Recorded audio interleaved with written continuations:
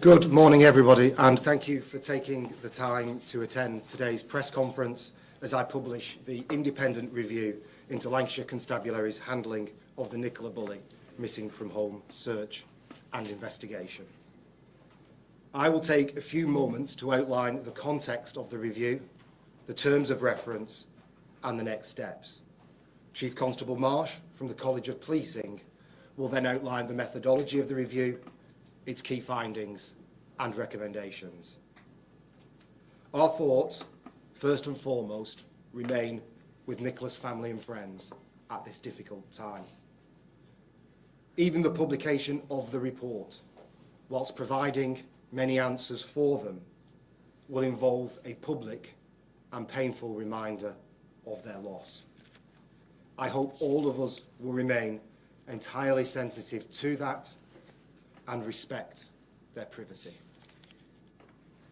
As I said in my public interview when Nicola was tragically found, whilst the police lead theory had sadly proven to be correct and the search and investigation focused on the right strategy and being well resourced, the public rightly had questions about how this became such an international story with often such negative headlines, and also with regard to the disclosure of Nicola's most personal and private details. As Commissioner, I am the public's voice in policing, and it is my job to hold the police to account. This review was commissioned to answer those questions so that I could take external assurance and expertise to be able to answer them effectively, and to ensure that all of UK policing can learn lessons from this missing from home investigation that attracted unprecedented global interest. This review has been timed to conclude when other statutory bodies have finished their own proceedings, to ensure that they can be captured as part of this process. These were the coroner's inquest to determine Nicola's cause of death. The coroner returned a verdict of death by accidental death by drowning. The Information Commissioner's Office to determine the lawfulness of the release of personal information about Nicola. They determined the release to be lawful. The Independent Office for Police Conduct to consider the self-referral by Lancashire Constabulary. They considered there to be no case for misconduct. I commissioned the College of Policing to conduct the review as the national independent body for police training and standards, including being the home for the National Centre for Police Search. It was commissioned to review the period from when Nicola was first reported missing to the point at which she was sadly discovered. It would have 3 work streams to focus on: the search and investigation, communications and media engagement, and the disclosure of personal information. I would like to thank the College for their diligent, professional and thorough work over the past few months. I have received their findings, their conclusions and recommendations, and as Commissioner, I accept them in full. As part of the process, I asked the College to notify me immediately if they discovered anything that would amount to action needing to be taken against any officer or employee of the Constabulary for misconduct or negligence of duty, or anything that would have altered the outcome of the search and investigation or indicated that Nicola could definitely have been found sooner.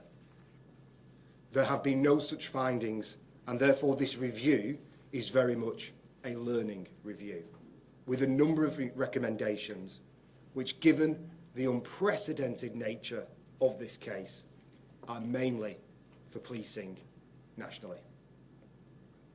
There are also many areas of this case where Lancashire Constabulary represented the very best of policing, with the search and investigation being well resourced, professionally conducted and calling upon national good practice. It is often too easy to sweep past significant amounts of good work and exemplary conduct to get to the areas of learning in a review.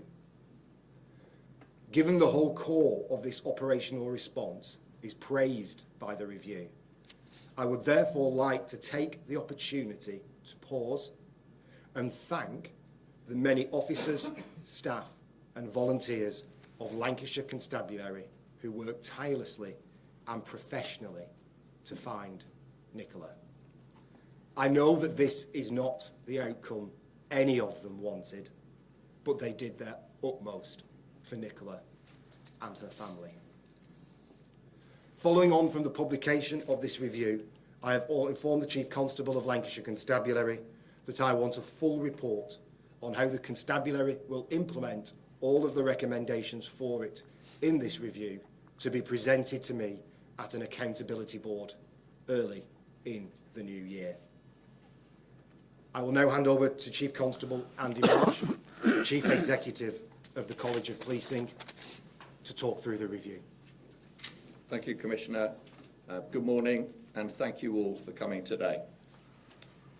Firstly, I want to start by recognising the immense tragedy at the centre of this report, the death of Nicola Bulley. The loss of Nicola has left her family and friends dealing with immeasurable grief. My thoughts continue to be with them.